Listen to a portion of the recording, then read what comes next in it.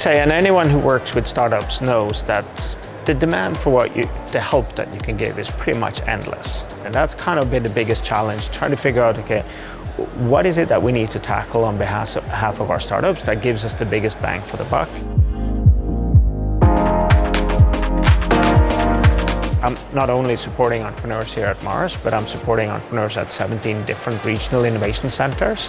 And there's in total, there's about 6,000 startups registered within the province.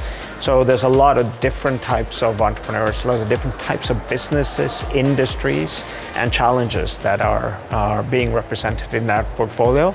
Some companies are very looking at just how do I expand into my 10th or my 11th different market, whereas other companies are thinking more about, okay, well, how do I actually find a technical founder to go with me on this idea so I can build a product? So trying to be relevant for at least a big part, if not all of that, is kind of the balancing act that I have to deal with. We can look at our portfolio and say, okay, well, this portfolio of companies seem to be having in this, a huge chunk of them might be in this particular revenue range or in this number of employees range. And so you could take that and you could say, okay, well, if that's the size of the business, then we know a lot of the challenges. Other data is just, okay, best practices from other regions in the world or what we hear about. So we're not the only one who's doing innovation and entrepreneurship. So we look out for what those best practices are and seeing, well, what would that look like if we were to do it?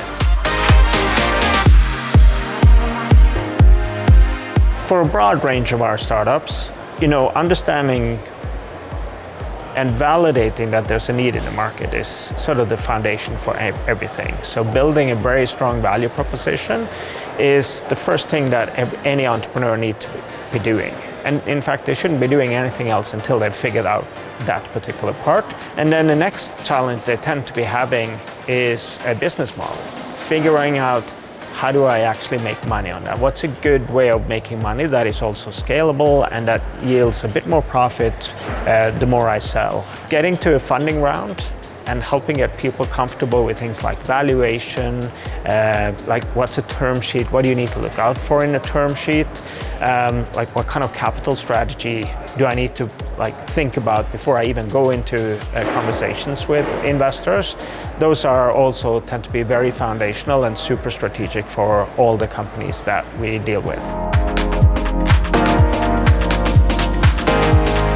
We both have to be entrepreneurial and we both have to focus our efforts where we think we can make the biggest difference. Our problems are obviously different, but in essence, we're trying to build something that we think has value for those that we are targeting as a group. And that's the same problem that an entrepreneur is trying to figure out.